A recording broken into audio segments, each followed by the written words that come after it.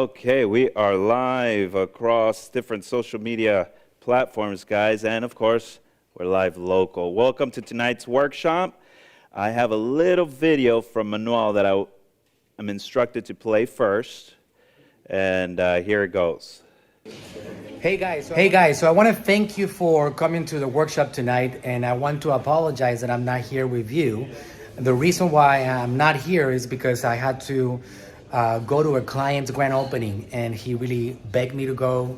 I had to drive to Orlando and spend some time with him, some time with his very special day over there, and he's somebody that always backs us up a lot, so we're here now to back him up here in Orlando. So again, I hope that you enjoyed today's workshop a lot. It's going to be a very special one. Ollie Rodriguez is my right hand in the world of AGM marketing. There's nobody that I trust more with getting things done for me here at AGM, and he's going to be the one giving you this workshop today. So this is something that you want to sit tight, start making notes, because he's going to bring it. He's already a speaker. He's been a speaker for a long time, so he knows how to talk. He knows how to deliver value, and he's somebody that I trust on that stage a lot. So if you guys want to know organization tactics, if you want to know exactly how we've been able to accomplish a lot of the success in building this organization up to where we're at here today, you want to make sure that you take your notes, pay attention, listen to him, because he's going to bring it tonight. Again, thank you for being here. I apologize that I was not here for you, but again, I'm going to be here on the next one in 2 weeks. I'm going to be delivering on stage myself, talking about the customer journey and how to turn your fans into raving customers. I'll see you guys in 2 weeks. Hope you enjoyed tonight's workshop. See you very soon. Thanks for being here again. Thanks for supporting AGM. Talk to you soon. Hey guys. Good. Yeah, thank you. Thank you. This is the first time I had seen the video, so that's nice. Let me go back to my slides here. Okay, good. So, guys, we call this workshop Ninja Organizational Tactics. It's really about if we look at answering some of these questions for you. How do you grow and expand an activity, team, or business? What I'm going to cover is actually the same formula, the same process, pretty much. How do you get it organized so that you spend less money getting the results you're looking for? I think everybody wants that efficiency as well, right? And how do you come up with milestones and targets for your project? This is a big one, because a lot of people say, look, I have this idea, but I don't know what would be the targets that will get me there, or how do I set it up. Sometimes, Ollie, I go blank as to what should be the milestones to get me there. So does anybody have these questions themselves? Is this something of value? Okay, Rob does. Okay, good. Yeah, okay, great. So this is really what we'll talk about today. If anybody does have questions, I will probably need to hand you a mic, and Jorge is going to be the mic runner, and you could ask me questions. I want to make sure I answer your guys' questions as well. So really quick here, we use this terminology called a funnel, which is a process, right? Sometimes we call it a process, and sometimes we call it systems, and sometimes we call it a customer journey, which is something Manuel will be really diving into more specifically what this last one means in 2 weeks, by the way, so you definitely want to come to this one. But when we say this terminology in marketing, we're essentially just talking about the same thing. It's like, how do we get from the product that you're selling or want to sell to the volume that you want to sell it at? Because everybody here, I spoke to a few before in previous events. I spoke to some of you guys today. You all have products or services that you're selling or want to sell, but normally it's like, how do I get it to the volume that I want to be at, right? Good. So, a couple of things. I set these milestones and targets. I'll tell you a little story I was telling the staff during the week when I was telling them how to promote it. 2 years ago, I'm the chief operations officer there. So you have the chief executive officer, which is Manuel, and then you have chief operations officer, which in this case is me. And so Manuel will come up with a crazy idea, and then he says, Ollie, now build it out for me. And now I have to go and use somebody like Jesus, who's back there, that writes the copy, and use Jorge to run the ads, and I build that all out. 2 years ago, when COVID hit, We used to have this course. It was called the Facebook Masters course. Maybe some of you guys took it, right? It was a popular course, sold over $1 million. We got on stage to receive these awards of $1 million sales and this and that. That we had been selling for a while, right?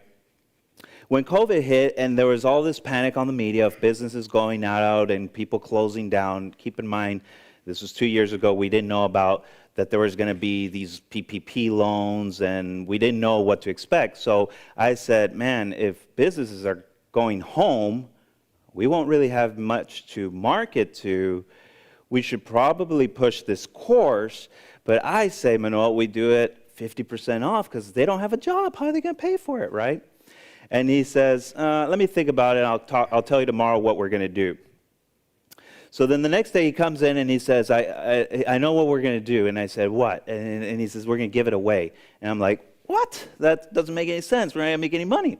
And he's like, look, we're going to give it away. They got to be active, right? And I want to give it away because I don't want people at home watching Netflix. I want them to better their lives, right? And see if they can improve their business. Also, they need to they need to be active. If they're not active, they get kicked out. They also need to share it with their friends. That way we can make it go viral. And they need to give me a testimonial. That way I collect success stories and stuff that I could use for promoting other services. And I said, yeah, but this doesn't make sense. How are we going to make money? But I don't question the man very much, so I just roll with it, right? He says, I need you to make a press release. I need you to build out this, viral app that we use for contests. And I need you to do X, Y, and Z. So I take all those things, and then I roll with that.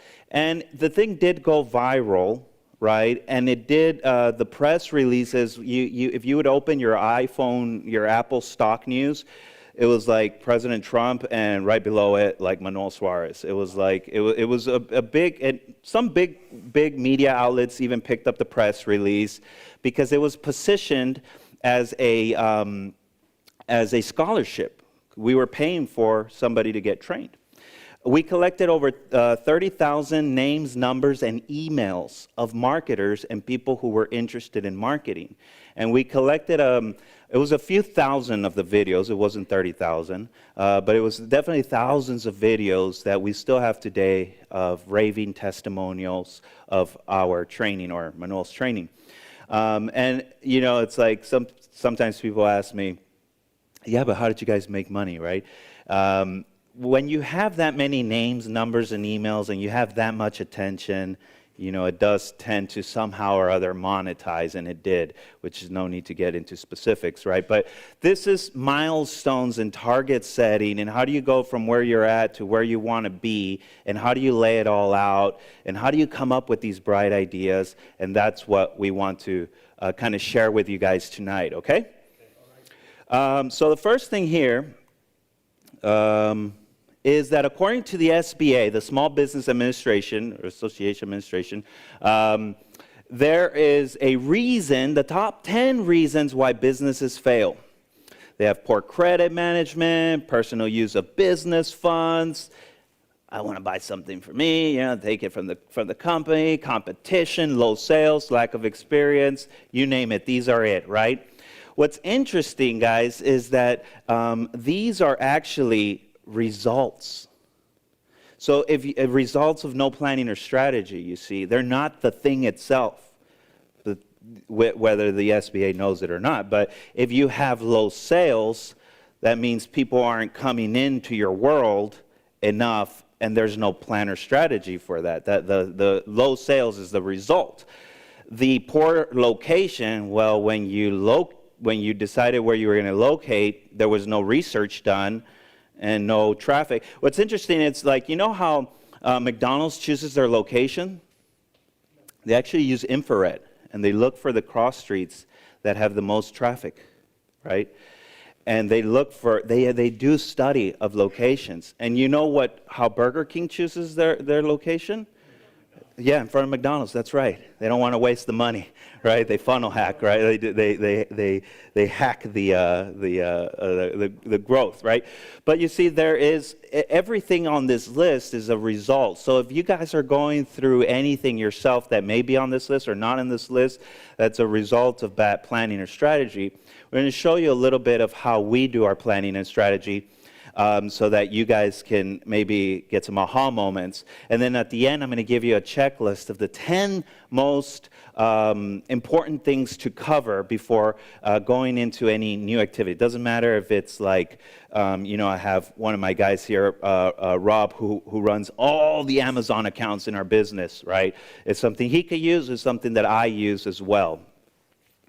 So some of you guys may be wearing that hat of the CEO and idea maker, and then also the hat of COO and designing the operations.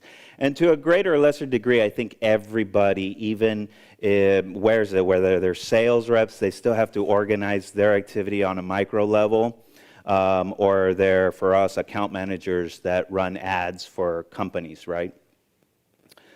Okay, so actually those are all results that come back from lack of planning or strategy.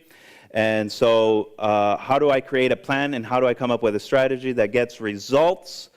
Okay, so the first thing you need to do after you establish what you're trying to achieve is that you will need to determine what are your KPIs, your key performance indicators. These are going to be like the very first thing. So you know your first thing is like, I want agency accounts, let's say for me, right? I want clients. Customers, right? What are going to be the things that are indicating the lights that are showing if I'm headed in the right direction? What do they call it? Where the airplane, the traffic lights, right? This is what's going to show me if I'm going in the right direction. One second, I got excited and I didn't measure my time. I got to figure out, anybody want to give me a watch or something just so I don't go over and keep you guys, because I can talk forever, guys, so that way, there we go. Okay, thanks, Rob. That way, I control my time correctly. Hopefully, you guys are so into it, you don't want to leave, but I'll let you go home, okay? Okay, so the first thing I want to do is I want to break down AGM's funnel, the process, the system of how we get clients in and get them to buy, because I think you will see something, the effort that it takes to get somebody to show up on a video call and close them on a deal, which I know some of you guys said that you have video consultations as well, so this might be great for you, but it really, I'll show you how it could apply to any field. Dr. Pedro does not video, he does personal consultations. It's going to be the same exact thing. And I'll get some of your guys' ideas or services. If anybody online wants to tell me what they do, we can figure out, some examples of that as well. So the very first thing we do is we got to run an ad, right? We got to market, we got to advertise, right? So Manuel, we run these ads. It says, hey, let my team generate leads. Now these can be all tested. Some work, some don't. The people you're showing the ad to, all of that, those things matter. But at the point is that how do we start the process? Well, you got to let people know who you are. If you don't know, if they don't know who you are, they won't flow you money, right? We drive everybody to a landing page where they can book a consultation. We explain what we do, etc. They can then sign up for a consultation, right? We do our consultations by booking a call with a calendar, okay? These little numbers that you see are very interesting because I want to show you how deep this world is and how much it takes to get somebody to actually show up. And all the little things that we test, right? For example, we used to have this AGM logo, the logo that you guys see around here, right? And what we noticed is that when we swapped that out and we put Manuel's face, we got better conversions. Interesting, right? But you have to test it out, right? And then we noticed that people wouldn't show up to the video calls. They would just like, yeah, call my phone. And even though we had all this wording and everywhere there was wording and emails about Zoom and everything, people would still not, it would go right past them. So we said, okay, good.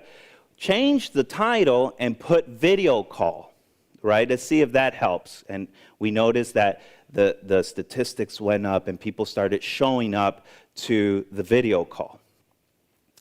Then we realized that this calendar, you could pick any day of the week, any time. And so some people, let's say it was Tuesday the 1st, they'd be booking for Friday the 11th and not showing up because they already forgot and got busy, right? So we said, you know what?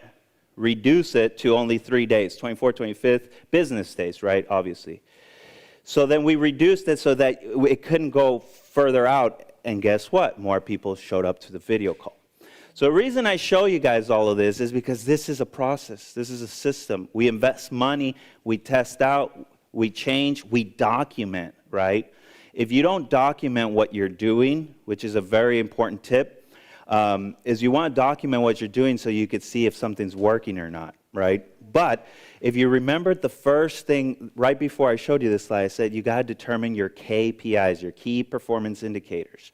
For me, having people show up to a video call is one of my key performance indicators, right? It lets me know if my ads are working. It lets me know if my page is working. It lets me know if my process is working, period, right? Excuse me one second to clear my throat here. All right. Once you book a call, you get this landing page. We realized that just booking a call wasn't enough. So we added this landing page with a message from Manuel, and it's very important. If you don't watch this video, your call may be canceled. Uh-oh, I better watch the video, right? And so now Manuel's saying, hey, thank you for booking the call with one of my team. My time is just as valuable as yours. Please show up. We don't have a lot of room. We built some urgency. For those of you that show up, I'm going to give you a free course just for showing up the first time you book a call. If you booked a call 6 times, you haven't shown up 6 times, and you show up the 7th time, I'm not going to give you a course for free. So if this is the first time you're booking a call, I'm going to give you a course for free. It's worth $500, right? And then if they book a call and they show up and they mean business, yeah, we're going to give them this free 1-hour training.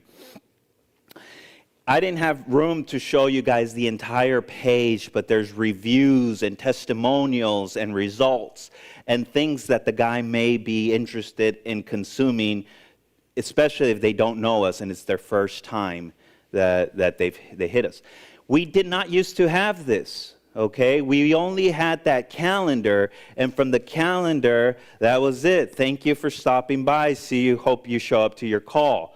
They weren't showing up to the call, so we had to build more urgency, right? You're testing, you're creating, you're building out your process.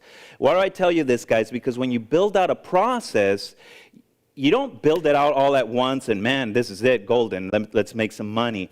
You have to realize that you test, and there's some science involved in planning. There's some science involved in project management. There's some science involved into how do you get the guy from his house in the living room or behind the desk, busy desk in the office, how do you get that guy to get him into your world, right? And this is just the beginning. They haven't even shown up, right? How are we doing so far? Good? Okay, good. All right. Okay, another thing. So one of the things that we do after you book a call, now we're going to start spamming you. No, just kidding. We don't spam you. But I am going to follow up, okay? I am going to follow up. So I've set up a confirmation email with your Zoom link, right? And say, thank you for booking a call. Here's your Zoom link. I hope to see you. And then I'm going to turn on my email reminders so that I remind you that hey, we got a call coming up on Monday, right? We shoot it that Monday, so it's like if your call with me is at Monday at 3, you're probably going to get Monday morning the email. We do test out the times, we test out the subject lines, and we're monitoring what's opening, right? And we test it out, and it'll say instead of saying a reminder, on the subject line, we'll say something like, don't miss out. Maybe that gets you to open it, right? What am I going to miss out on? Let me click, you know. We do test this out. But I also, emails, if you don't know, you're lucky if you have a 20% open rate, right? What does that mean? That means if you send 100 emails, 20 people will open it. So it's a percentage of the open. That's called an open rate. Emails, if you're lucky, is 20. Jesus is good. He can get us 20% open rates.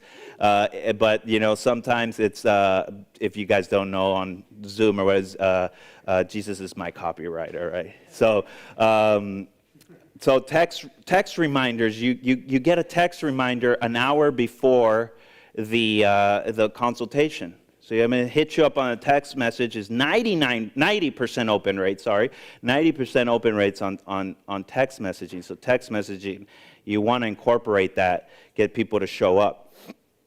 So we'll do something like this. This is the text message here. Oops, sorry. It's automated, right? I'm not going to sit there and too many people to send text messages to. Carly's good at that. That's how she got you guys here. But I don't do that. I automate it. You guys can automate it too. Invite first name. So say, Pedro, I want to remind you that your video call, I want you to think I'm going to give you a call, Pedro. I'm going to video call with team member Charlie back there is at, 3 p.m. Check your email for the Zoom link. AGM agency, if you could see here, it's 30 minutes before the call. We test that out too, 15, 30. Sometimes it's really hard to detect if it's working or if it's not. Really, you just got to look at your graph when you set that KPI and you use that. If that week went up, if you make one change at a time. Don't do 6 changes at a time because you won't know. You won't know what caused it. So if I was to change Manuel's face, the 30 minutes, the subject line, I wouldn't know what caused my thing to work. But if I do one thing at a time, then I'm able to really study it and document it. So you want to have a log and document your changes, by the way. So if the stats go up, you know what your statistics are. If your statistic goes up, you know what caused it. Yeah, go ahead. Jorge, you might want to give her the mic there. Yes. So that way the online people can hear you. Is there some sort of way you automate collecting these kind of KPIs? Because that seems really tedious to kind of gather that info for like calendar stuff. Yeah, so I'm sure everybody heard, but she asked basically, can you automate these statistics or these KPIs because it's a lot of work to try to get one at a time. Yes, absolutely. So this is, for example, Calendly. This is the name of the app. It's called Calendly. Calendly, you could just go and say date range, how many booked calls you got. So that's one of my KPIs, right? Booked calls or, appointments made, whatever you want to call it. So it's really simple. We do date range. It tells me who did that. Now, who showed up to the call, that's not, so if you're going to go 3 major KPIs, to be honest, I skipped the one who showed up, which is great to have, but I have another one, and I'll get to that a little bit later, but I have number of proposals sent, because that's very easy for me to track. And if these guys aren't getting on the phone and they're not sending proposals, I'll know they're not getting on the phone, you see? So instead of having 17 different KPIs, I try to just have simplicity, like you said. How can I figure out just what's the product here that I'm shooting for? And our proposal system is also just date range, Monday to Friday, how many proposals were sent, and how many did Charlie send, and how many did Michael send, and which are my consultants, right? The names of my consultants.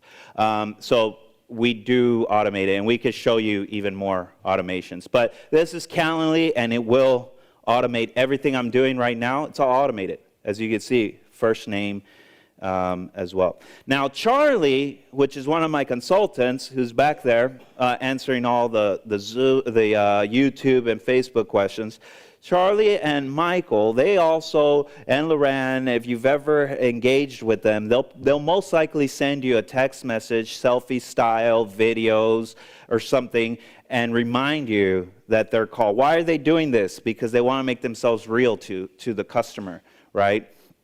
and then come on in. So they are also adding an element, right, to this whole process. There's Charlie on the phone once he gets on the Zoom call with the client. Now, what happens to those people that don't buy? Jesus will follow up with them on an email sequence, and we call this process nurturing, because you already paid money to acquire names, numbers, and emails, and if they don't show up to the call, you don't want to throw that money in the trash. You want a second shot at them. We don't spend a lot of money trying to get them back, because we've noticed that the return on investment, outweighs the ratio. But that's just our industry test. That's our thing, right? But we do continue to communicate with them, and many times they do come back. Charlie was telling me this week that there was a lady that signed up with us. There was a lady that signed up with me that in the notes, I spoke to her 3 years ago, and she had one product, so we couldn't do anything for her, because you need multiple products to sell online. If you hire us, we can't make your money back with just, like a one watch, So if you have a line of products, it allows us to really get the sales where we can get you your money back. So at the time, we couldn't help her. Now we continue to communicate with her, and she booked a call with Charlie. She signed up for service. She has, I think, 12 products now, or 8 products now, 12. And so it's great. So the nurture does work, right? Okay, good. So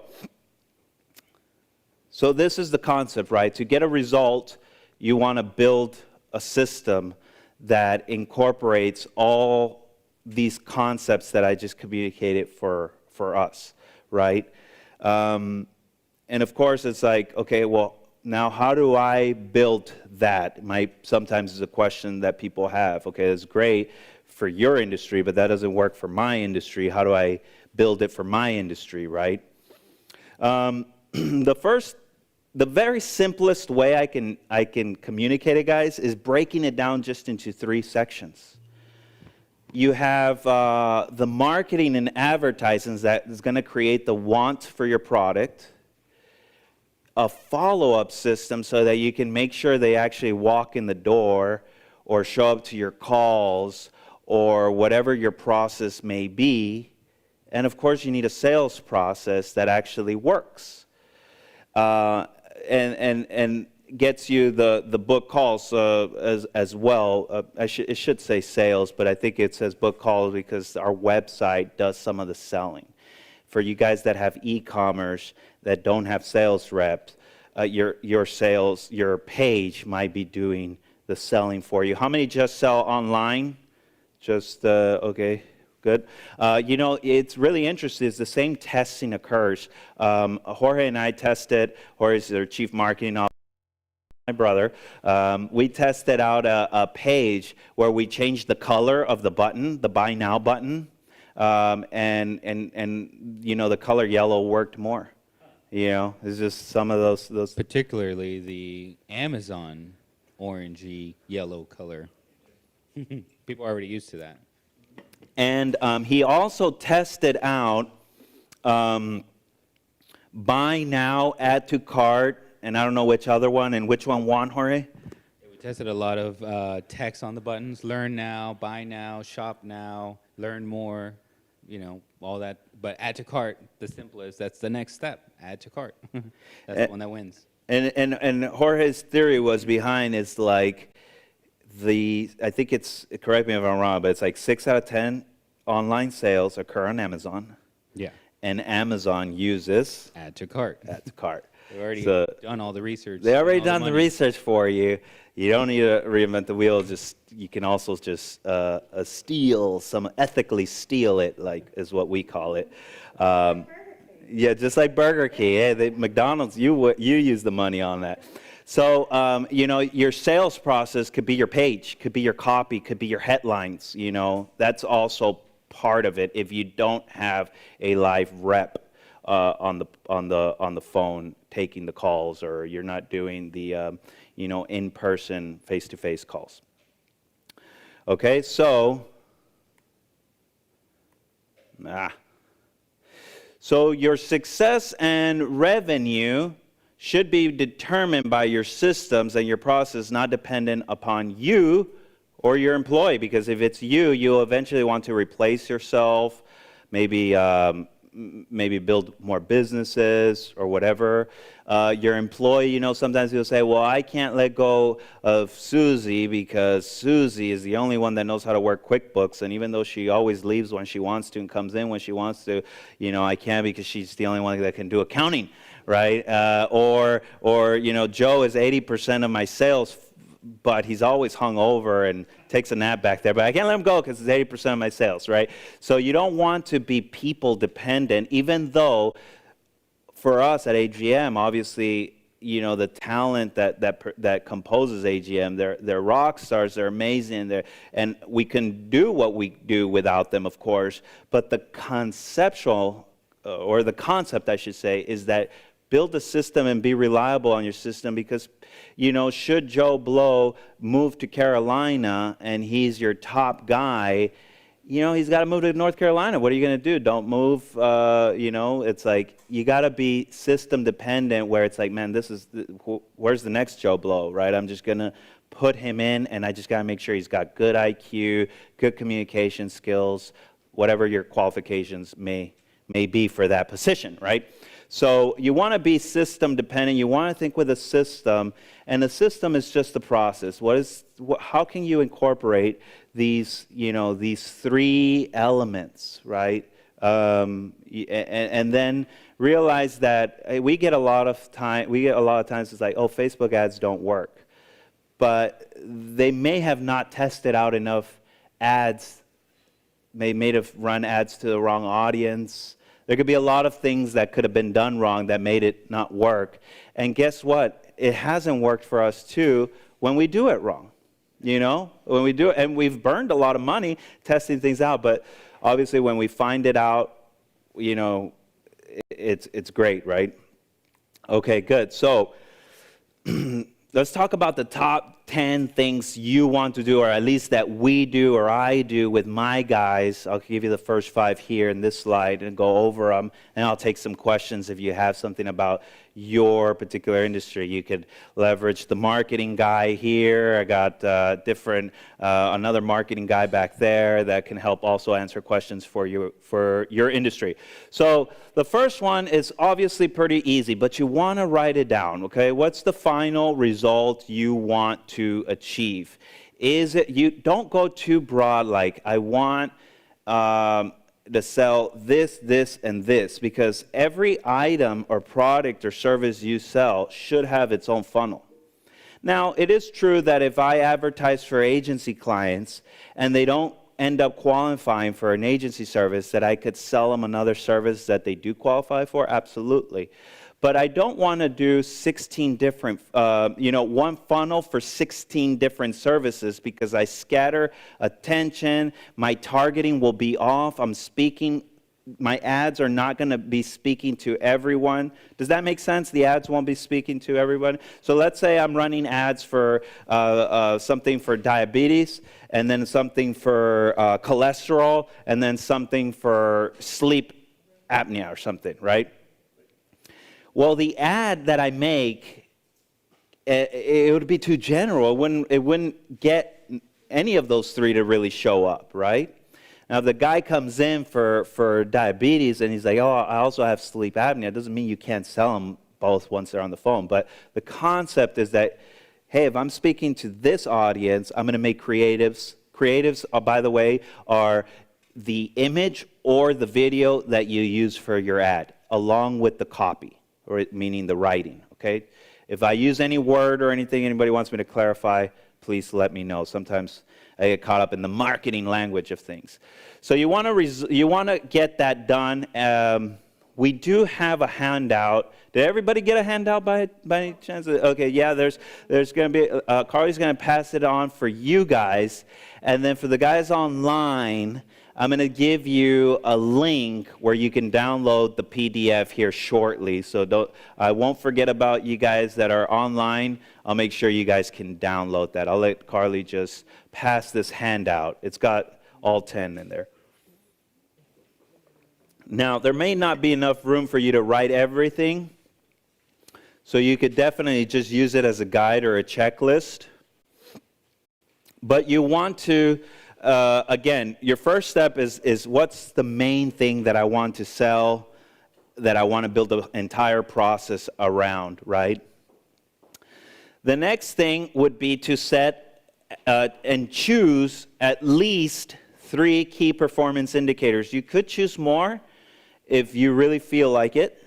And but I wouldn't go less than 3, because you want to break that down into marketing, your follow-up process, and getting them to appointment or inside your business or whatever it is that you're going to sell them to, and then actual revenue, right? If it doesn't make dollars, it doesn't make sense, right? So Pedro says his only presidents that he likes are already dead. So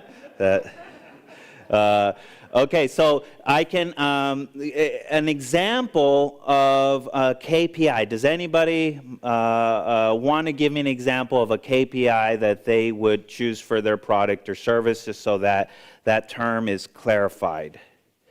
Okay. Estimates sent out. Okay, so that's one example. Absolutely, we use the same one. Proposal sent out is the same concept. Anybody else? Or Mike? Yeah. Yeah. No, you're good. That's what. New wholesale orders over $300. New wholesale orders over $300. Okay, great. Half the patients paid for comprehensive treatment. Okay, so it's this dental. So it's compensation treatment, comprehensive treatment. More than just one tooth. Okay, great. Okay, good. So you guys get the idea, right? And you saw ours. You're determining what are your specific key performance indicators. Now, plan out how you're going to market or market your service. This is a big one because a lot of people are not marketing, period. Some are, right? But some are just, they're not.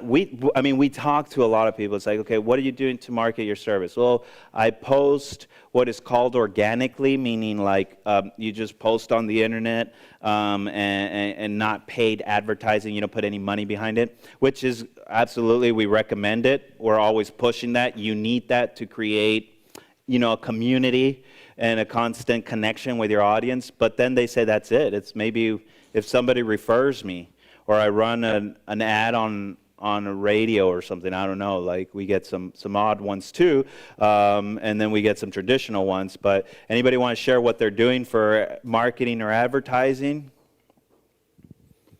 No takers? We got one taker, 2 takers, all right. We advertise on Google. Google, like a pay-per-click ads, like where you do a search word and that comes out? Okay, cool, okay. And that's connected with Facebook, and we do some different content pretty regularly. It steers a whole bunch of traffic our direction. Okay, to steer traffic to your websites, okay, good. At the moment, we don't run paid ads, but we do a lot of organic social content with like very educational material that's unique and interesting, and it's pretty successful. And then we're also on some wholesale marketplaces that have a bit of like boosting of our stuff built into it because we've been on them for a long time, so they promote us. And we do some emails through those marketplaces. Okay, great. So those are all good, to give some kind of get the creative juices going and give you guys some ideas. So so some is educational material, pay-per-click ads, Facebook ads, Instagram ads. If you sell on Amazon, of course, you can buy search terms, which is also called pay-per-clicks ads. You can reach out to people who have podcast episodes and say, hey, can I put a commercial on your podcast? Jorge, do you want to give some ideas out as well of what you do? Emails. Email marketing? Yep. Okay. Emails, text messaging. Text messaging? There's a lot of stuff. I mean, there's these little things called push notifications, like you've ever seen on your desktop, where there's like a little thing that slides out, where you've accepted that, to those things before. It's called push notifications. So Yeah, so it's like these little pop-ups that come through on your computer all of a sudden. Yeah, I think there's a lot of different. We do something. I didn't show it here, guys, because it was like I couldn't show a slide from it. But one of the things that you do get when you book a call with us is you also get a voicemail drop. A voicemail drop is just your phone won't ring. It'll just say you missed a call and you got a voicemail. And you're like, who the heck called me? And it's like you push play and it's like Manuel saying, hey, thanks for getting a call with my team. We look forward to you. So, you know, sometimes we do, you guys may have gotten a voicemail from me about this event. I recorded one for Carly. I don't know if she sent it out, but I said, it sounds very personal. I'm giving away my trade secret, so you might not listen to my voicemail next week or the week after, but it's fine. But it says like, hey, you know, I'm looking forward to seeing you at this workshop. You know, it's going to be at 6 p.m., and we're going to talk about X, Y, and Z. I look forward to seeing you, you know, something like that, right? And then I send it out. But you only do it really when it's going to be bulk, right? Because, you know, if not, I'll just call you and say, hey, you coming? It's like if I only had one person, I'm not going to like sit in there, record a voicemail, and like try to send it out. It just defeats the whole thing. I'd rather just give you a call, and if you don't answer, I'll leave you a voicemail. So it really is only if you have a list of things. Okay, so you want to plan out how you will market your product and service, and then, guys, test it out. You know, some of you guys are running Facebook ads, you're doing this to a website. You can go check if there's any traffic landing on the page, because if there's traffic landing on the page and it is not converting, meaning, oh, that's you? Okay, good. So you have traffic, and you go to googleanalytics.com, and you say, hey, how many people land on my page? 10,000 people land on my page. How many booked a call? 0. What would you suspect is wrong, your ads or your landing page or website? Landing page. You see, maybe your copy is terrible, the stuff written on it. Maybe your images are super blurry. Maybe there's no headline that really gets people to want to talk to you. There could be a lot of things, right, wrong. You start changing one thing at a time and see if it improves. If it doesn't improve, you know, you keep going until you get it to work. Very rare it's that there's 1,000 people going, but it's all terrible audience, wrong targeting, because why would they click the ad in the first place? It's normally not that. It could be, but you know, every case is different. But normally, if you're like, hey, I'm doing dental implants, and people are clicking, it's not that they're looking for guns, right? They're looking for dental implants, right? If not, they wouldn't be clicking. So you can then test out if it's your ad or your landing page, right?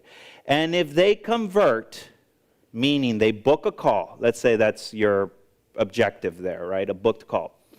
And they don't show up, then what do you think it is? Follow-up, says Pedro. That's true. Maybe you have no follow-up system. Oh, I call them right away. How many times? Once. You're not going to get people to show up. You're not going to sell that way. In the world that we live in, it is so noisy. We get this all the time. Man, I'm good at calling people. I have a spreadsheet, and then they come in, and I call them. And it's like, okay, well, how many times did you call them? I don't know. I just have a spreadsheet, and then if I call, and that's it. You know, there's no comments. There's nowhere to leave comments. And I don't know if I call them. I get the next. I'm getting more leads. You know, you guys are flooding me with leads. You know, and it's like, okay, but are you calling them? You know, industry standard says it's 8 to 12. 8 to 12 calls to make a sale, right? Follow-up calls. That means you already pitched. That means you've already pitched and you're following up, right? So that's for the sales guys. For add to carts on a website, is it 50% of add to carts get abandoned? Yeah, more or less. More or less, okay. I don't know the exact, but it's like 50% of the people that add to cart to your to checkout will abandon the checkout. Well, that's process. our goal. 50% is actually good. Oh, 50% is you're getting that is good, but on average, I would say, about Okay. 25-30% actually do go all the way through. Okay, so only 25%. So you're leaving 70% of the people that added to cart. You got to follow up with them. You got to follow up with, so if you're in e-commerce, for those of you that may be online, we'll give you a little ninja trick here too that Dan and Jorge use a lot. So you have 100 people add to cart. Not go to your site, add to your shopping cart. Only 25% checkout. You leave 75 people behind. They install apps on these websites that automatically send you abandoned cart text messages, and they're trying to get you back into it. So they convert very well too. So they do abandoned cart emails, abandoned cart text messages, and they try to get you back into the system. And then they have a special code that knows the people who didn't check out, and they will then follow up with ads on Facebook and say, you know, try to get you back in. So there's a lot that you can do, right? Clarify and map out your sales process. This is really important. It's not just your pitch, but it's like we did phone calls for a long time. They didn't work the same way as video calls. A lot less. We took a hit on video calls. We do a lot less video calls than phone calls, but we're going to convert a lot better on video call because they see our face. The proposals that we used to write these proposals back in the day on a Google Word document. It was a template. We got rid of that years ago, and we have software that notifies us when you've opened the proposal, if you've read the proposal, how long you've read it, how much you spent on each page, and we're studying that. We get alerts on our phone, all of us. You know, it's like, oh, you know, Joe Blow opened the proposal. He's looking at it. Let's go online. It's like, okay, good. He skipped everything I just said and went right down to the money. Probably not going to close, right? But so that was happening. So it's like, okay, you know what? Change the process. You don't send a proposal without scheduling a call, and we're going to go through it together. But you have to see, it changes. It changes. If you feel like, and the industry changes and technology changes, that if you feel like you have your process, that all you do is need people, you know, most of the time we find holes in people's process. You know, if you don't have okay, but how many times you check, you know, followed up with that person, or how long did they look for the proposal? I don't know. Well, you don't, you know, so there's like, okay, good. You think that could be improved? Yeah. Okay, great. Here's 10 softwares that you can buy to write proposals that will give you that data. And you don't need to, Mike Runner, you don't need to, by the way, have the most expensive things from the get-go. If you realize what I just said, we started with a free Google Word document for our proposals, by the way. Go ahead, question? As an example, what do you use for proposals? Is it something you developed or some commercial app? Yes, it's we use a software called Proposify. Okay, Proposify.com. There's a ton of templates for every industry. Okay, we're not affiliated with Proposify, just so you guys know. But I might have an affiliate link, so I get a discount or something. I don't know. All right, so just kidding. So, all right, so you want to clarify and map out your sales process so that you are convinced, like, hey, with the current financial resources that I have in hand, that, well, I have 5 minutes. That's pretty good timing, huh? I'm pretty good. This is my last slide. You want to make sure that it's cost efficient for you, right? That you have resources that you could actually afford. If not, you do Google Word docs like we did for a long time, right? Choose how you will incentivize your prospects to show up, if that's happening as a problem, if that applies to your industry. We gave a free course away. You know, you can see how it applies. There's a guy that's friends with Manuel, who runs, I think it's makeup, Shopify store, and he's like, hey, we're launching this new product. For those of you who buy early, you get a second stick. It's not about getting onto a lead phone call. It's e-commerce, but you might want to use something to incentivize the person to show up. In this case, it was a big launch, right, for a new product. So choose how you will incentivize your prospects to show up. If you guys want the other 5 steps, you could go to agmagency.com/organize. You can download it there. But here locally, you guys got the PDF. You'll see the other 5 there as well. So let me see what else I got here. Okay, good. That's for next week. I'll talk about that in a second. But pretty much this is the simplicity, you could say, or at least the most I could cover in 50 minutes with you guys. But I think it's enough to get you going. I think it's enough to get you guys to see, okay, where's my weak points? Let me audit my process and see where are my weak points that I can improve on, and then, and sell my product a bit better. Every industry is different, so it's hard for me to cover, obviously, every industry. But if you guys have questions, we could definitely answer them for you, depending upon your industry. If you're having trouble, converting, getting people to show up, or emails to get open, or heck, if maybe you don't even have a list of emails. How do I get one? So if you guys want to ask anything, or online guys, if there's anything that is any questions, feel free. If not, we can wrap it up. Question? Oh, we got 2. Mike Runner. There we go. So this was really helpful. Thank you. Yeah. One of the things that I used to do for my business is, our primary business right now is wholesale, and we're in about 2,000 stores. Nice. What I used to do, which actually was really, really successful that you reminded me, is I used to try to get a phone call with every buyer. But it's a little crazy to try to do that right now. Do you have any recommendations on, like, if I'm going to hire a salesperson to help me to do that personal phone call with the buyer? I noticed it used to increase what they would order, because they would be telling me about, I would say, like, hey, I want to know more about your store. Like, I want to meet you. And then we would do a call. And while we're on the call, I wouldn't even, like, sell them, really. I'd just be like, oh, for your store, we've seen that people sell a lot of this or that.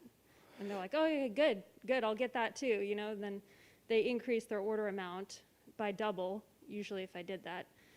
But I can't do that anymore. But they did like kind of talking to another business owner and somebody who's owned their own store in the past. Any ideas on kind of replicating that with an employee? So it's like, how do I reach out to these companies that are buying wholesale from me so that they can increase their order? Yeah, I guess I'm saying, like, one of the successful parts of that conversation was the fact that I was real with them. I had owned my own store for 4 years. I knew what did well and what didn't. And how do you kind of replicate that with an employee? So one is, there's 2 things. Your sales process, it needs to be scripted, like it needs to be at least mapped out. Like, I don't have a script for my guys. They're not robotic, but they do know that, hey, we got to get them on a phone call. Hey, we got to show them, not tell them. So these are the things you can show them. These are all the links to all the sites that we've built. Then they have to write a proposal this way, and they have to follow up this way, and there's a process, right? It's not necessarily scripted, but you could say, hey, this is what worked for me. Of course, making sure that, if you run into the process of, like, hey, I'm not getting these people on the phone, they're so busy, then your follow-up process, which if you looked at the 3, that slide with the 3 things might not be your sales process. You might want to concentrate on getting them to show up. But a lot of the best ways to replicate yourself on that line is really writing it up. I had a manual here that I wrote for where it's like, okay, this is how I want it, a customer to be handled. And it was, there's one. This one I wrote here to give you an idea. It's like, so I handle clients a certain way, but I'm hiring account managers. Dan here's our senior account manager, for example. There's a couple. So these guys, they have to read my instructions of how I want it to handle a client. And what I do first, which is really helpful, is like I do an index of the topics. So this is how I start off with. I wrote the index first, and from there I was able to create the references. So it'll say, for example, how do you retain an account? How do how do you measure your production, or how do you, the purpose of an account manager, things like that. So this has worked for us really well, just writing it all out, getting your vision. And then there's another guy in our team named John who actually has to go and ensure that everybody understands what I wrote. So I just questioned him over and over until I made sure he really understood. And then he went and then questioned everybody to make sure they understood it. So hopefully that answers your question to some degree. I think Video call, Zoom, video training. Dan does. He manages a lot of the account managers. He's our senior account manager, and what he does is he'll record videos. There's a software called Loom Video, and it records your screen. And he does that. You could do audio and whatnot. I know he had a question too. Test. Oh, here we go. Yeah. I heard early on when you were saying press releases, so I just want to see how far out you reach into press and PR versus just marketing. Do you do press releases, press magazines? Do you do success stories for a client, or processes so we can get success stories, etc.? And I figured you already do the landing page portion in your service, but how far out? So here's a ninja tactic that we use that could help all of you guys. A lot of the reasons why we do press releases is that basically a press release, you put enough money, anybody will pick it up. You can buy quality of that, not so much how you write it, but how much you're willing to spend, right? But what happens is if it gets picked up by Fox News and Apple and these different companies, what you can then do is take that and go to your landing page and say, as seen on, and put the logos. And so these guys, the marketing team, the only reason they're doing these press releases is because of that. Because they hardly ever do it, and they want to be able to leverage the fact that the content has been on Fox, the content has been on Yahoo. And so we don't do a lot. There is, for Manuel, we do some, but it's really like, hey, we're having the grand opening, do press releases. Hey, we're doing the scholarship, we do press releases and things like that. Yeah, absolutely. Yeah, go ahead, Dan. Press releases could also be a good tactic for SEO and link building, but that's a separate animal. Yeah, and we do that. It ranks your website, which is a valid point, and we do that. Okay, guys. Let me just add one thing to that, just to clarify on the PR, branding, and marketing, and just a little bit to think with like the difference. PR is going to help you with positioning yourself. You know, you're the top guy for certain whatever your industry is. Marketing is like like Ollie was explaining at the beginning, you're creating a want. So it's all about like the ad and your headline and how you're saying that for people to reach, raise their hands and say, yeah, I'm interested in that, Whereas the other one is just more of like, oh, this is the top authority, guy, the authority. Branding, exactly, yeah. position. And that's where you use the as seen on, because Fox, NBC, Yahoo, they're authorities. So if they allowed your stuff on their site, you must be good, right? And so that's a concept there. So, and guys, if you have any, when you download this thing here, especially for you guys online that would most likely be the ones going there to get the copy, because the ones here locally already got it. But if you do, it's like, hey, I still don't have a clue how to build my process. I want you guys to help me. After you download this, it does give you the option if you want to brainstorm with our guys, and yeah, he'll point the camera over there, and those are some of the guys there, and they can also, show you, hey, what are our processes, what it costs, things like that, if that's interest. Next workshop, which will be in 2 weeks, is really about, how do you, it goes into that customer journey, which is like, how do you take a guy that barely knows you to want to buy from a content and marketing standpoint. So if you struggle with the first part of the 3-step, right, the marketing part, hey, I got a good follow-up, I call these guys all the time, I'm a great salesman, I just can't get people to show up. Manuel's really going to dive into, well, okay, well, how do you market? How do you, how do you get these guys to believe who you really are and what you got to sell, and purchase your products, etc. So, you know, it's like raving clients, because you go, okay, I'm putting out all this content on social media, but I want to make money with those people that are following me. How do I do that? That's really what he's going to be talking about. That's March 10th, 6:15 p.m. That one will still be on a Thursday. We will switch at some point back to Wednesday. I think maybe the next one's the last time we do on Thursdays. So if that's your night, you want to come, and Manuel will be covering that. But guys, thank you so much for coming, and we appreciate it. Thank you. Thank you. And you know, stick around. We have food. If you guys want to talk and brainstorm or anything, you're absolutely welcome to stick around. Oh, yeah, we got to take a selfie here. We always do that if you want to. This is our tradition here. I'm not the best at this selfie taking, so I'll say, all right, so basically you just want to throw your hands up in the air.